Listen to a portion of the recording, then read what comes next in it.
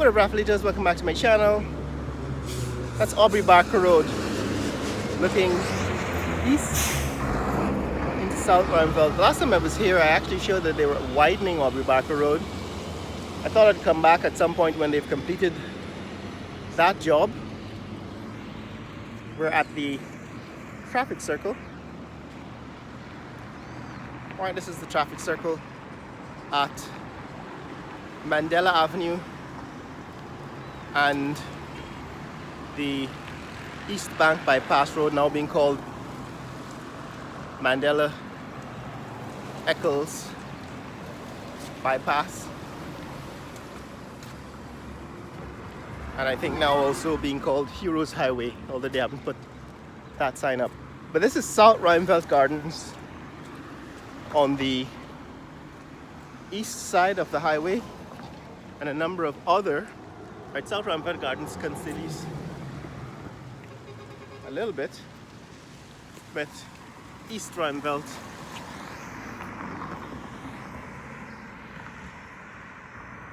East Roundville continues on the west side of this highway, and of course there is Tuckville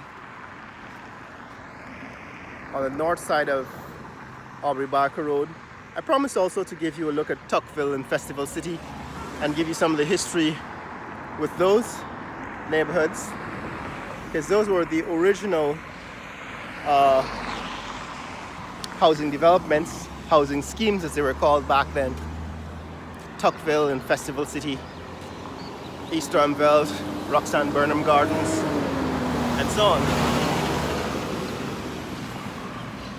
So that's where we are in this neck of the woods. And what I wanted to show you here is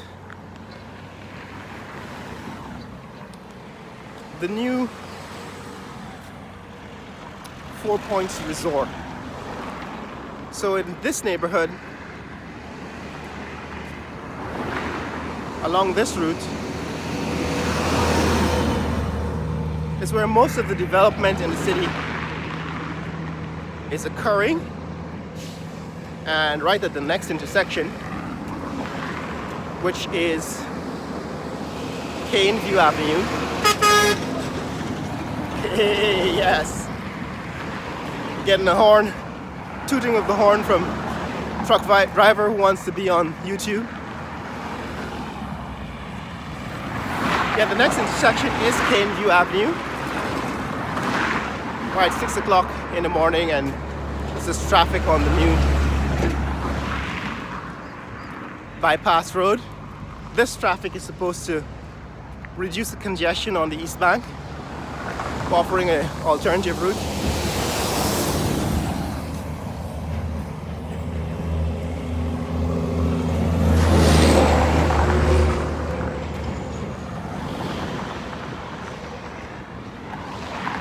But yeah, what I'm saying is that this neck of the woods,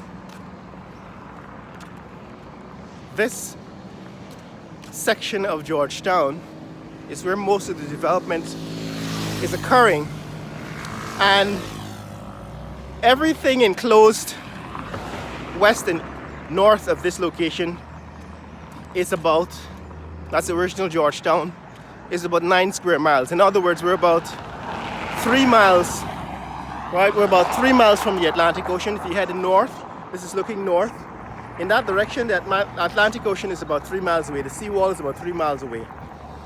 And in that direction, the river is about 3 miles, 2.5 to 3 miles away west. So everything, all of Georgetown, as we know it, if you grew up in Georgetown in the 50s, 60s, 70s, 80s, all of Georgetown is enclosed in that 9 square miles of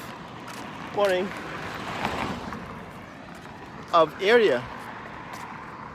But this part, which we're calling Greater Georgetown, is where most of the development is occurring. It would be good if I could actually show you this with a drone, with some drone footage. But a lot of the development is yet to come. A lot of this area is not yet built out, not yet occupied. Like I said in previous videos, I get the feeling when I walk on this East Bank Bypass Road, I get the feeling that I'm in Ontario in the 1990s, right? Because those of you who were living in Ontario in the 1990s, early 2000s, when they were building out those new housing developments, you know, north of the 401, you knew if you got off the highway, you got off the QEW at Mississauga, you could drive for a couple of miles, maybe 4 miles north, and then run out of development. All you'd see was empty fields. Now, if you drive north of Mississauga, you're gonna find housing development after housing development in Milton, you know, and going north. I mean, back in the 1990s, Milton didn't exist, at least not as it is now with all those housing developments.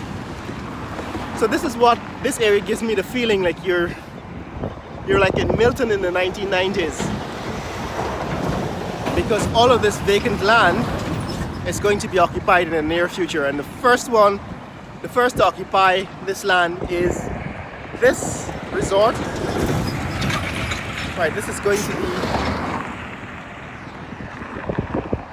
the 4 Points Hotel. Right, the 4 Points Resort and Hotel. That's Caneview Avenue looking east. That's Caneview Avenue looking west. And all of this land is going to be developed within the next few years. This is the new 4 Points Hotel. They seem to have built the frame out.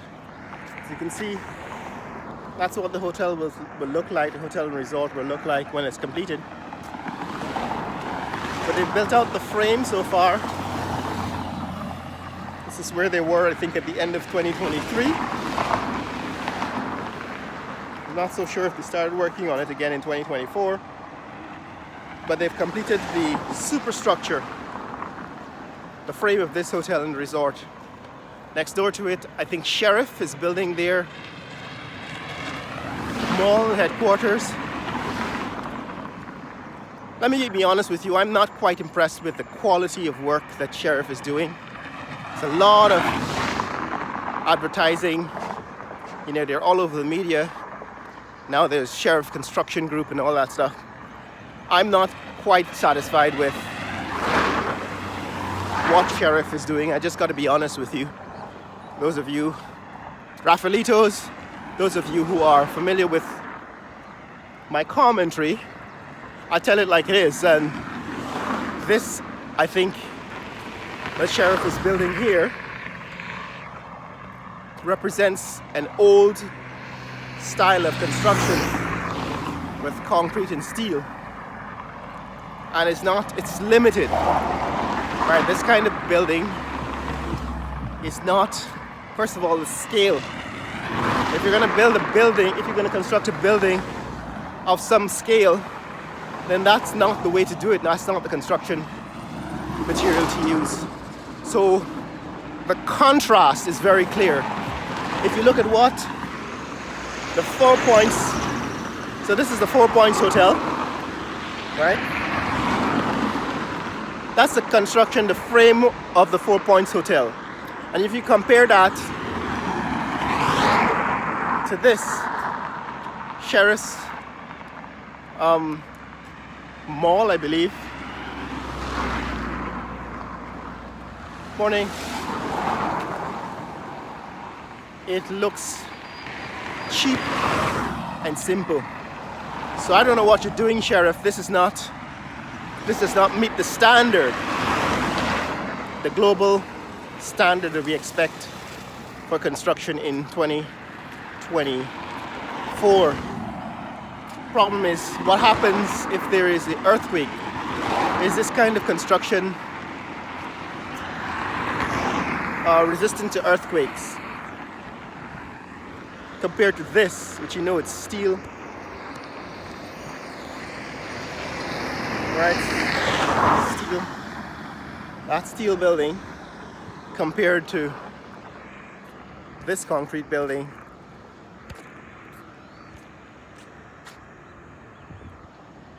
Right, you know that this is not the same kind of construction. But that's what Sheriff is building here. This is the Sheriff's Mall. Right, the Sheriff is constructing their mall in this neck of the woods.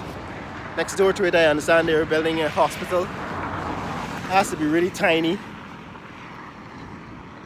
Right, it looks as if it's going to be really tiny if they're squeezing it into the space between these two buildings. It's not going to be a major hospital. But that's my assessment. I'm telling it like it is, telling where I see it, clipping it, calling balls and strikes, you know, telling it how I see it. On the other side, there is some preparation work, and in fact, if you go over to the street, right, there's another street behind this one. There is some construction going on. The land is being prepared for some major construction, and in that direction, right over there, there are some housing developments, new housing developments, gated community, and all of this land is going to be occupied in the next few years, next 4 or 5 years, when the area is built out. And as I was saying, all of Georgetown that we knew growing up in the 80s and the 90s is enclosed in that 9 square mile. That 9 square mile section enclosed by Sheriff Street and Mandela Avenue, the back road. But now, this new road goes all the way to Diamond, which adds another 4 miles. So now you got 4 and 3, 7 miles. 7 miles to Diamond from the highway, from the seawall. And if you go all the way out to Turkine, like Eugene, it's another 4 miles from here. Actually, the bypass road is going to take you to Ogle. So if you go all the way out to Ogle, it's another 5 miles east of this location, 8 miles. So it's going to be like 16 miles, Georgetown proper. It's going to be like 16 square miles once all of this construction has been completed. The size of Georgetown will be double. Right? We'll go from 9 square miles to about 16 square miles. In fact, if you include all of Diamond and the city gets built out all the way to Ogle, could be as much as 20 square miles. So the city of Georgetown will go from 9 square miles to 20 square miles in just about 5 years, maybe less.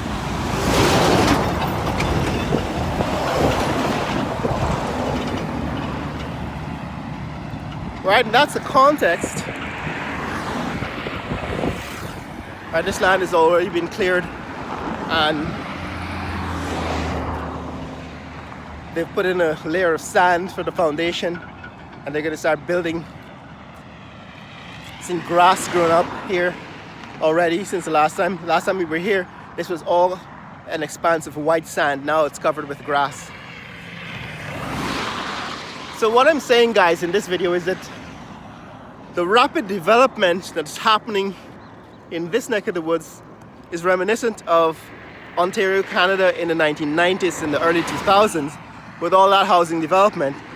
And the size of Georgetown, now Greater Georgetown, will double in the next 3 to 5 years because of all this construction. The city will go from what used to be 9 square miles, right?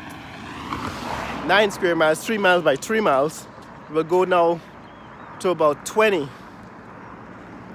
Actually, no, it will go to more than 20. It will go to, let's say, 8 miles to Ogle from the river, and let's say 8 miles to Diamond.